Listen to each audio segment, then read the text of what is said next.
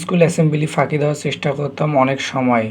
রোজ তীব্র রোদে সোজা হয়ে দাঁড়াও, আরামে দাঁড়াও। মাঝে মাঝে দেখতাম আবার দু একজন মাথা ঘুরে পড়তো।